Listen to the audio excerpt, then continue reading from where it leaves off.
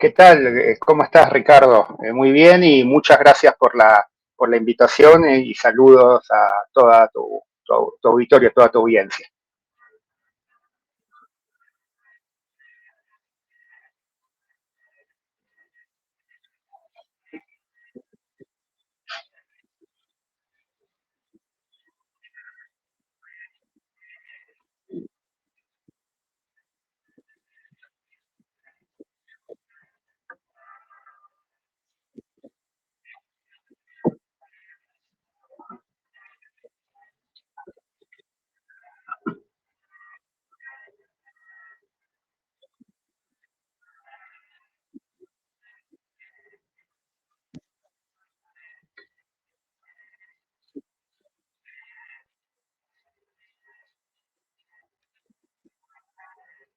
Ujú. Sí, así es. Claro, sí, digo, en primer lugar, digo, hay que tomar en cuenta que efectivamente el partido oficialista, el Morena, ¿no? El partido de gobierno, eh, hizo una elección contundente, mostró gran fortaleza en ese terreno, el terreno electoral, y efectivamente Sheinbaum obtuvo alrededor de un 60% de los votos, contra un 28% que consiguió la candidata de la oposición conservadora, derechista, ¿no? Xochitl Gálvez, y bueno, y después el tercer puesto, que es de un partido que se llama Movimiento Ciudadano, que obtuvo un 10%, ¿no? El Morena ganó la mayoría de las gobernaturas en disputa, ¿no? En México, en esta elección, se eligieron gobernadores o jefes de gobierno en 9 entidades, un, cada año hay elecciones, digamos, ¿no? Entonces, entre ellas la Ciudad de México, un distrito muy importante. Morena obtuvo 7 de estas gobernaturas y está muy cerca de obtener, todavía no se confirma, lo que se conoce como la mayoría calificada en las cámaras, en el Congreso. La tienen diputados, hay que ver si lo obtienen senadores, que le permitiría al partido, al oficialismo, avanzar sin contar con la oposición, con la realización de reformas constitucionales, ¿no? Eh, Digo, en primer lugar, para ir acercándonos a un análisis, hay que tomar en cuenta que el gobierno de López Obrador viene arrastrando una gran popularidad, de las más importantes en América Latina, ¿no? Casi un 60% de aprobación. Claro, que esto es resultado de distintos factores, ¿no? En primer lugar, bueno, del impacto que ha tenido, que tiene sobre sectores amplios de la población, sectores populares, algunas medidas, ¿no? Algunas medidas de tipo social o laboral, ¿no? Como el aumento al salario mínimo, ¿no? Que afecta a un sector minoritario de la población, pero que igual es muy importante, un aumento que ha sido acumulado a lo largo del sexenio de más del 100%, y que contrasta mucho con lo que sucedía en los gobiernos anteriores en ese sentido. Y otras medidas, ¿no? Que le han dado apoyo, en particular lo que se conoce como los programas sociales, ¿no? Que han sido paliativos en relación a la precarización y la pobreza, pero que bueno, que hay amplios sectores de la población que lo ven con mucha simpatía y con muy buenos ojos porque ha significado una cierta mejora en sus condiciones, ¿no? Entonces, en el resultado electoral tan abrumador, se combina, por una parte, la popularidad que tiene López Obrador, junto también al hecho de que la candidatura de Sheinbaum fue un factor de atracción para muchas mujeres. Consideremos que México es un país donde hemos visto la movilización pasada del 8 de marzo, sí, posiblemente la más grande a nivel internacional. Entonces hay una situación de violencia contra las mujeres y de demandas y de exigencias y de reivindicaciones no resueltas, y la posibilidad de que llegue una mujer a la presidencia fue un factor que atrajo muchos votos, así como también la crisis de una oposición derechista que viene muy golpeada en México, ¿no? Desde el año 2018 y antes, como resultado de haber aplicado los planes neoliberales, ¿no? Entonces, de todo eso es de lo que se nutre ese fenómeno electoral que hace que el Morena inicie un segundo mandato, vaya a iniciar un segundo mandato con un importante apoyo electoral, ¿no? Y apoyo social, ¿no? Y eso es fundamental para poder empezar a entender el triunfo obtenido por Claudia Sheinbaum.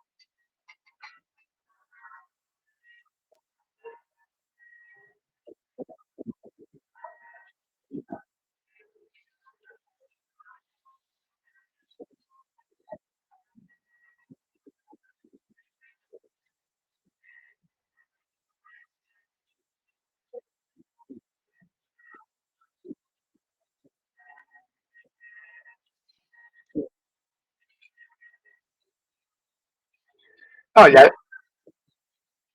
claro, sí, ha quedado muy mal porque ha retrocedido, incluso ya había retrocedido en el 2018, ¿no? Había sido abrumador el triunfo de AMLO. Y ahora, por ejemplo, el PRI, que es el partido histórico en México, el Partido de Revolución Institucional, el partido heredero, que se presentaba como heredero de la Revolución Mexicana, que gobernó durante 70 años, ahora quedó como cuarta fuerza, ¿no? A nivel. Y tiene menos diputados, que va a tener menos diputados que el Partido Verde, que es un partido aliado a López Obrador, aliado al Morena, ¿no? Entonces, y ha perdido ha perdido gobernaturas. La oposición tiene de 33 distritos, tiene 8 nada más estados, o sea, ha ido perdiendo terreno y esperaban recuperarse con esta campaña. La candidata de la derecha fue una candidata que, distinto a otros candidatos, como que asumió un perfil más populista o más popular, ¿no? Para tratar de competir con López Obrador, pero no le salió bien y obtuvo muy pocos votos, ¿no? Obtuvo votos, pero quedó muy por detrás de, prácticamente la duplicó Sheinbaum, ¿no?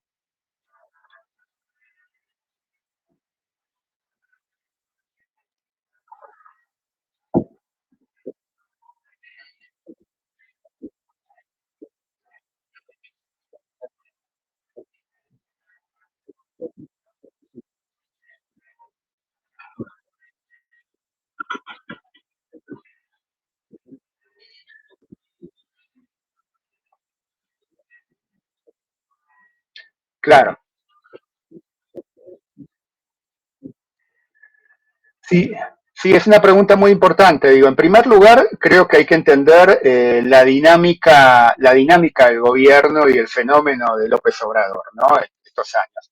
En primer lugar, la presidencia de López Obrador combinó, por una parte, lo que mencionaba antes, es decir, algunas políticas sociales y laborales que en realidad son bastante limitadas, pero que si uno las contrasta con el neoliberalismo previo, que no da absolutamente nada, pues genera mucha simpatía, ¿no? Hay distintos, digo, otras que podríamos mencionar o que desarrollamos en los artículos de la izquierda diario, pero que son elementos nuevos y que generan ese apoyo social, ¿no? Y eso tiene que ver con toda la retórica de López Obrador, ¿no? Que habla de que primero los pobres, ¿no? Es su lema, ¿no? Y esto se combina también con distintos posicionamientos políticos del gobierno a nivel nacional e internacional que buscan aparecer como un progresismo, ¿no? Como un gobierno progresista, ¿no? Digo, podemos mencionar, por ejemplo, incluso roces internacionales que ha tenido, por ejemplo, como lo que ha tenido con el gobierno de Perú, ¿no? Con la presidenta de Perú, ¿no? O el hecho mismo de haber asilado, por ejemplo, a Evo Morales después del golpe de Bolivia, ¿no? Entonces, son todos elementos que construyen una imagen de progresismo y que se basa en algunas medidas que hay que tenerlas en cuenta, digamos, ¿no? Porque sí existen. Ahora, esto se combina con una política que se mantiene y que persiste, donde el gobierno de López Obrador ha sido, por una parte, ha sostenido una política económica y cuestiones sociales muy importantes que han garantizado los intereses de las transnacionales y de los grandes capitalistas en México, tanto extranjeros como nativos, ¿no? O sea, eso es muy importante, digamos, ¿no? Tenerlo en cuenta. No se puede entender el lugar de México en este momento sin considerar cómo ha ido avanzando, en particular, una integración, que nosotros decimos que es una integración en clave de subordinación, con los Estados Unidos, ¿no? En el terreno comercial, en el terreno productivo, ¿no? Algo que viene hace ya muchas décadas, ¿no? Cuando empezó a funcionar el tratado de Libre Comercio, ¿no? Que después fue sustituido por el TEMEC, ¿no? Que es el tratado actual, digamos, ¿no? y que ha sido, es un estatus de semicolonización de México que ha sido respetado por todos los gobiernos, neoliberales, llamados neoliberales o llamados progresistas, digamos, ¿no? Y eso le ha ayudado a mantener una estabilidad económica al gobierno de López Obrador, una estabilidad relativa, un peso fuerte, ¿no? Que contrasta con otras situaciones en nuestra región, pero que se ha basado justamente en ocupar un lugar en la cadena de valor de las transnacionales, ¿no? En particular, por ejemplo, la industria automotriz, que es muy importante en México, eh, pero esta estabilidad, digamos, ¿no? Se da, por supuesto, esta estabilidad macroeconómica, mientras, aunque pueda haber algunas cuestiones, como mencionaba antes, como aumento de salario mínimo, etcétera, etcétera, la inflación ha golpeado a los trabajadores, los salarios no alcanzan a la gran mayoría de la clase trabajadora para llegar a fin de mes, la precarización laboral, que es una cuestión constitutiva fundamental del capitalismo mexicano, del capitalismo dependiente, sigue vigente y es muy fuerte, y no solamente en el sector privado, también en el sector público, ¿no? Donde el gobierno de López Obrador ha llevado adelante lo que llaman una austeridad republicana, que fue presentada como un ataque a ciertos privilegios, pero que en realidad provocó miles y miles de despidos en el sector público a lo largo de su sexenio, ¿no? Entonces, ese es un aspecto muy importante, digamos, ¿no? Es decir, es un gobierno que mantiene y que se mantiene dentro de los marcos, no solamente dentro de los marcos de un régimen capitalista, sino que además ha actuado mucho en función de los intereses de los grandes empresarios. Hay una cuestión que ya pasó un poquito de tiempo, eso, como nosotros siempre la decimos, que es que en la pandemia el gobierno de López Obrador fue de los primeros en América Latina, o uno de los primeros que se apresuró a abrir a reabrir la economía, en particular la industria maquiladora, con consecuencias nefastas para los trabajadores en función de las exigencias de las grandes empresas, ¿no? Entonces, este es un aspecto importante, digamos, ¿no? El otro aspecto importante para entender, digamos, ¿no? Las características, los límites del gobierno de López Obrador, como incluso en el terreno del progresismo, por lo que tú me preguntabas, es esta cuestión del antiimperialismo, ¿no? Que se menciona, digamos. No creo que el gobierno de López Obrador pueda ser definido como un gobierno antiimperialista, digamos, ¿no? En México incluso tenemos la experiencia histórica de un gobierno nacionalista burgués que se enfrentó durante un tiempo a las empresas estadounidenses y inglesas, que fue el gobierno de Lázaro Cárdenas en 1938, digamos, ¿no? López Obrador no tiene ese carácter. Y se ven varias cuestiones. Una, digo, esto más allá de que hay una retórica y un discurso de tipo de reafirmación de la soberanía, digamos, ¿no? Pero el sustrato de la política internacional es otro. En primer lugar, la relación económica con Estados Unidos que mencionaba y que se va a profundizar porque ahora con todo lo que es el nearshoring, México ocupa un lugar privilegiado y va a ocupar un lugar privilegiado en eso, y las grandes empresas se están frotando las manos por las posibilidades económicas que eso va a provocar, digamos, ¿no? Y que va a suponer seguramente una mayor superexplotación para los trabajadores, digamos, ¿no? Eso en primer lugar, pero no solamente eso, sino también otra cuestión muy importante, que es en el terreno de la migración. En el terreno de la migración, el gobierno de López Obrador ha actuado eh, como en función de los intereses y de las exigencias, primero del gobierno, como, claro, la migración que es Estados Unidos y donde además México es un lugar de tránsito para miles y miles de hermanos sudamericanos, centroamericanos, de los países del Caribe, ¿no? Que buscan llegar a Estados Unidos a través de la frontera, atravesando todo México, ¿no? Y son miles y miles de kilómetros que atraviesan, ¿no? Ha habido estos últimos años montones de caravanas, algunas organizadas y otras que son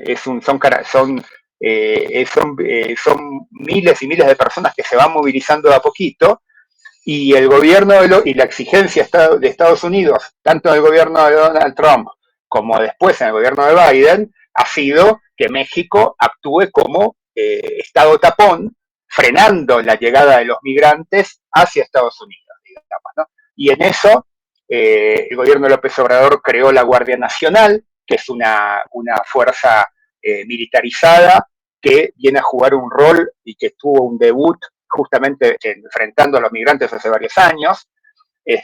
Bueno, ahí hay un alineamiento, ¿no? Un alineamiento evidente, digamos, ¿no? Ahora, de hecho, Biden, por ejemplo, cuando combinó, saludó a Claudia Sheinbaum y dijo que está viendo de cerrar la frontera, si México no cumple con la exigencia de mantener un límite de la gente que quiere entrar a Estados Unidos, ¿no? O sea, ya ahí lo vemos, ¿no? Así empieza. Y en tercer lugar, una cuestión muy importante para entender la política de López Obrador tiene que ver con la militarización, ¿no? Es decir, la militarización que es algo que en México, con la excusa de la lucha contra el narcotráfico, desde hace 20 años, ha provocado, es decir, la militarización significa el ejército en las calles, ¿no?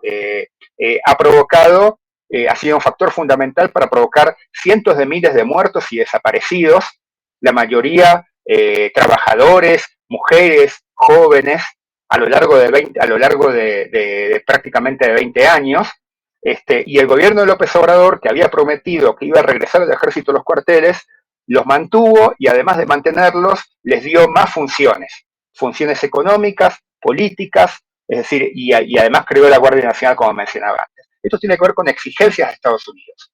Entonces, ahí, y de hecho, Claudia Sheinbaum dijo que va a mantener eso, por supuesto, digamos, ¿no? Entonces, en ese sentido, menciono esto porque, bueno, son aspectos que permiten entender, digamos, ¿no? Que es un gobierno que por supuesto tiene un discurso progresista o un discurso centroizquierdista, como se lo conoce en algunos países, pero que fundamentalmente ha mantenido los intereses capitalistas e incluso ha logrado contener mucho la movilización social, y eso es algo que no habían podido hacer los gobiernos neoliberales previos y que lo ha hecho el gobierno de López Obrador, ¿no? ¿Qué podemos esperar para concluir con tu pregunta? Y digo, una continuidad, evidentemente, de todas estas políticas, una continuidad, eso seguro. Después habrá que ver, digamos, qué posicionamiento toma Sheinbaum, por ejemplo, frente a si llega Trump a la presidencia de Estados Unidos o si se mantiene Biden. Lo que vimos en general estos años es que más allá de gestos discursivos, etcétera, etcétera, el gobierno de López Obrador se mantuvo completamente moderado frente a las exigencias de Estados Unidos, digamos, ¿no? Y fundamentalmente cumplió lo esencial y lo fundamental.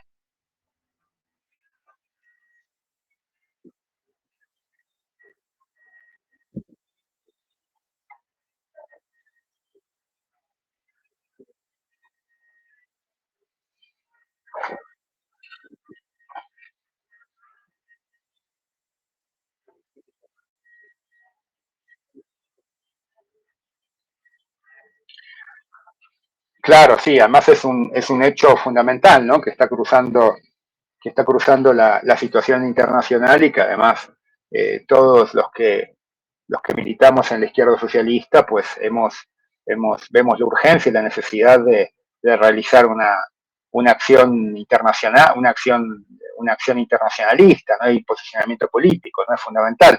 Sí, en el caso del gobierno de López Obrador, no, el gobierno de López Obrador no se ha mantenido una postura donde ha proclamado el principio de neutralidad y de no intervención, ¿no? Que es como un aspecto que proclaman siempre de la doctrina diplomática mexicana, ¿no? La cuestión de la neutralidad y la no intervención, ha hecho llamados a la paz, digamos, ¿no? Pero evidentemente sabemos que no se puede considerar por igual, digamos, ¿no? Como ha planteado el gobierno de AMLO, ¿no? Que no está ni con uno ni con otro, que no se puede considerar por igual al Estado de Israel, ¿no? Un enclave creado por el imperialismo, ¿no? En 1948 en la región para impulsar y para defender sus políticas y sojuzgar a los pueblos de la región, y el pueblo palestino que resiste como puede y enfrenta la opresión sionista, ¿no? O sea, avasallar. Claro. Es, de hecho, el gobierno de AMLO, que no ha tomado ninguna medida contundente en ese sentido, se ha negado los últimos días, por ejemplo, aunque ha sido parte de algunos recursos internacionales que se han hecho, se ha negado a llamar genocidio a lo que está haciendo Israel, ¿no? Esta es una noticia de los últimos días, ¿no? López Obrador dijo que no se quiere meter en eso, ¿no? Que llamarlo genocidio o llamar genocidio, claro, porque implicaría tomar partido, de alguna manera, no sé si tomar partido, pero por lo menos posicionarse un poco más del lado del pueblo palestino y no lo ha hecho, ¿no? Y aprovecho esto que preguntas porque en contraste en México surgió recientemente un movimiento juvenil que organizó en la universidad, fundamentalmente surgió un campamento estudiantil y popular, exigiendo la ruptura de las relaciones diplomáticas con Israel y que es parte además de una movilización que se viene dando desde hace desde hace meses, digamos, ¿no? Y es muy interesante porque esto que surgió con Epicentro, con su centro en la universidad, se da al mismo tiempo, se da en tiempos similares a una cuestión que no quiero dejar de plantear para que además lo conozca tu auditorio, que es que en México, en el medio de las elecciones, lo que está habiendo una lucha muy importante de los trabajadores, como se lo conoce aquí, el magisterio democrático, que están en paro nacional indefinido desde el 15 de mayo, ¿no? Por distintas demandas, ¿no? La organización que encabeza este movimiento es la Coordinadora Nacional de Trabajadores de la Educación, la CENTE, ¿no? Una organización de muchos años y que organiza el manifiesto al magisterio democrático y combativo, ¿no? Son miles de maestros que se están manifestando en distintos estados del país, que están protagonizando distintas acciones, que están mañana, por ejemplo, hay un paro en la Ciudad de México, pero además lo interesante es que empezaron a tejerse lazos de solidaridad entre los estudiantes que están en el movimiento por Palestina y los maestros, ¿no? E incluso los estudiantes resolvieron trasladar, como hay vacaciones en la universidad, resolvieron trasladar su campamento a el lugar donde está instalado el campamento, el acampe o el campamento de la coordinadora, de la CENTE, ¿no? Entonces digo, es interesante también para ver que en este contexto, digamos, ¿no? Hay fenómenos de la lucha de clases y también es muy importante que el magisterio democrático que está en lucha se manifestó independiente tanto del gobierno, en las elecciones, tanto del gobierno como de la oposición de derecha.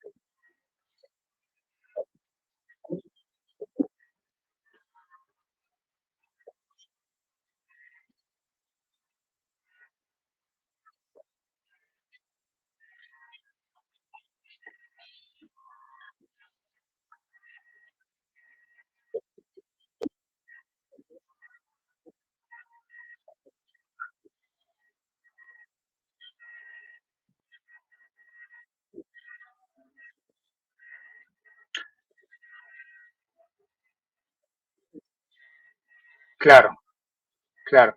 Mira, aquí en este punto yo te comentaría dos o tres cuestiones. Por una parte, digo, hoy estamos viendo un porcentaje abrumador de votos para el oficialismo, pero la realidad es que en y obviamente el gobierno tuvo mucho apoyo social en sectores populares a lo largo de estos años, ¿no? Pero también en México, como creo que en otros de los países que tú mencionas, ha habido también procesos de lucha y de resistencia obrera y popular durante todos estos años. Los ha habido, eh, tal vez No me voy a poner ahora a hablar en detalle porque nos excedería el tiempo, pero tal vez más atomizados, también de manera más parcial, pero los ha habido. En el movimiento obrero, durante la pandemia, por ejemplo, hubo muchas luchas en la clase trabajadora y en la clase trabajadora industrial, entre los trabajadores de la educación, los trabajadores al servicio del Estado, que enfrentaron la precarización impulsada por su patrón, que era el gobierno, trabajadores universitarios, la juventud, el movimiento de mujeres, como mencionaba antes, y en particular en México, que es muy importante, los pueblos originarios, ¿no? Es decir, todo lo que son lo que se conoce como las luchas por el territorio, por los bienes naturales comunes, es muy importante en México, ¿no? Es decir, ha habido procesos de resistencia, digamos, ¿no? En algunos casos, por demandas, si se quiere, más elementales, y muy justas, y en otros avanzando en cuestionar aspectos de la política gubernamental directamente, ¿no? Entonces, eso es importante porque si no puede dar la idea de que no, lo único que hay es una confianza ciega, ¿no? Ahora, también para entender por qué esto no avanzó, ¿no? Y por qué no hubo una perspectiva alternativa de masas al gobierno, además, por supuesto, del hecho de que es un gobierno que ha hecho mucha política y ha tenido condiciones determinadas que le han permitido cultivar ese apoyo social, hay que también tomar en cuenta, como otro elemento importante junto a la política gubernamental, el papel que asumieron las conducciones sindicales y políticas del movimiento de masas. Eso es muy importante, ¿no? Es decir, no se puede entender, ¿no? Por ejemplo, en México ha habido luchas muy importantes y estaban aisladas y no tenían ningún tipo de apoyo por parte de las grandes centrales sindicales, ¿no? Eso es así. Entonces, eso va en contra de que se desarrolle una conciencia, una tendencia a la ruptura con el gobierno. Y por otra parte, estas conducciones sindicales se alinearon en su gran mayoría con el gobierno y muchas de ellas llamaron a votar por la candidata de Morena. Es decir, más incluso que cuando subió López Obrador, ¿no? Las principales, incluso centrales sindicales que históricamente estaban vinculadas a este partido que yo mencionaba al principio, al PRI, ¿no? Al Partido Revolucionario Institucional, que ahora está en la oposición, que históricamente eran parte de eso, ¿no? En los últimos años se fueron girando hacia el gobierno, ¿no? Y lo apoyaron electoralmente. Centrales sindicales que tenían un perfil o que se asumían como democráticas o hasta podríamos decir como combativas, terminaron también apoyando abiertamente en muchos casos y en otras ocasiones en los hechos a la candidata del gobierno. Entonces, de hecho, la única organización sindical importante que no lo hizo es lo que mencionaba antes, la Coordinadora Nacional de Trabajadores de la Educación, ¿no? Entonces, estos son elementos importantes para entender, es decir, por una parte, por supuesto, las posibilidades y la capacidad que tienen, en este caso, el partido de gobierno, el Morena, para contener, pasivizar, otorgar determinadas concesiones y poder manejarlo así. Pero además, por otra parte, sabemos que es muy importante el rol que asumen las conducciones en ese sentido, y por eso, por ejemplo, aquí quería mencionar, ¿no? Porque en el terreno de las elecciones, nosotros, como organización, sostuvimos una perspectiva política distinta e impulsamos y se hizo realidad un bloque de la izquierda anticapitalista e independiente que sostuvo ante las elecciones que los distintos partidos no nos representan, digamos, ¿no? Y que no había que llamar a votar por ellos, ¿no? Es decir, sostuvo una política independiente y alternativa a la de los partidos, ¿no? Obviamente fue una posición minoritaria, ¿no? Modesta, pero muy importante desde el punto de vista político. Y yo, por lo último que me preguntabas, respecto a en esas condiciones, ¿qué hacer? Bueno, por supuesto que hay que ver la dinámica de la realidad política mexicana, cómo evoluciona, ¿no? Es decir, puede haber múltiples situaciones a las cuales se enfrente el gobierno de Sheinbaum, que sea un gobierno con muchos votos y que haya una situación de estabilidad ahora no quiere decir que no pueda enfrentar contradicciones económicas internacionales, ¿no? Porque depende mucho la situación económica mexicana de lo que pasa en Estados Unidos, fundamentalmente depende de eso, pero además también porque la militarización del país eh, es una herida abierta, ¿no? Es una herida abierta. No nos olvidemos de los 43 de Ayotzinapa, digamos, ¿no? Y por lo que surgió en ese momento. Es una herida abierta. Ha habido procesos de lucha, de organización, de politización, como los que mencionaba recientemente en el caso del magisterio o en el caso de la juventud.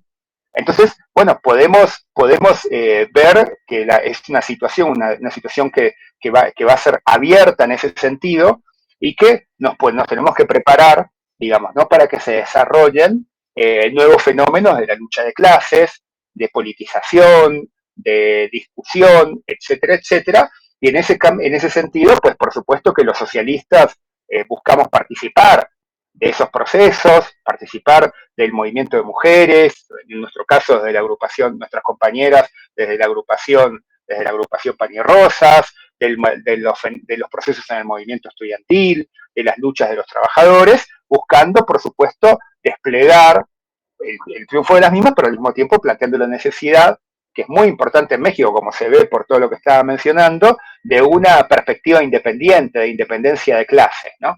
De una perspectiva de independencia de clase, tanto del gobierno como de la derecha, y en ese camino, pues, por supuesto, abonar a la construcción de una organización socialista revolucionaria que pueda pelear no solamente por el triunfo de las luchas, sino también por ir construyendo una perspectiva política que pelee por transformar de fondo y radicalmente la sociedad capitalista y acabar con la opresión imperialista, ¿no? Y en ese sentido, ¿no?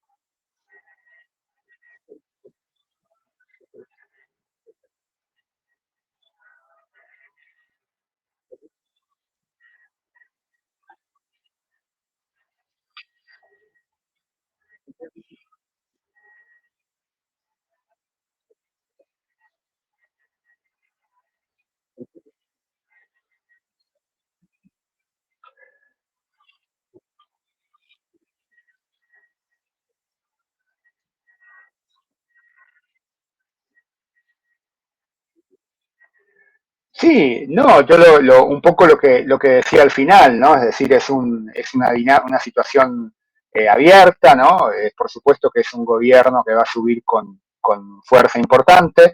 Sheinbaum tampoco es López Obrador, no tiene el carisma, la autoridad eh, y la trayectoria como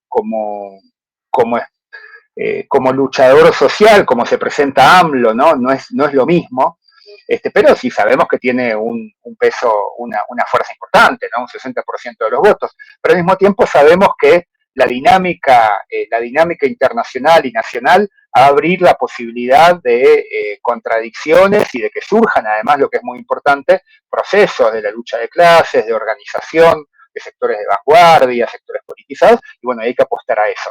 Y en ese camino yo nada más quería decir una cosa más, que es muy importante el asumir una perspectiva internacionalista y antiimperialista, ¿no? Es decir, en México y por supuesto en toda América Latina, ¿no?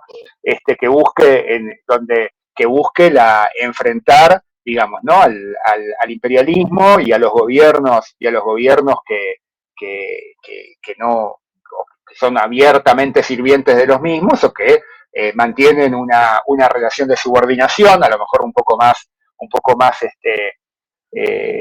edulcorada, digamos, ¿no? Y al mismo tiempo buscar, ¿no? Como perspectiva estratégica, la alianza con los trabajadores y los pueblos de nuestra región y también con los trabajadores y el pueblo del otro lado, como decimos nosotros, del otro lado del río Bravo, ¿no? Es decir, de Estados Unidos, que son los aliados de los trabajadores y de los pueblos de México, de Centroamérica, del Caribe y de toda América Latina, ¿no? Para enfrentar al imperialismo. Bueno, nada más eso quería apuntar.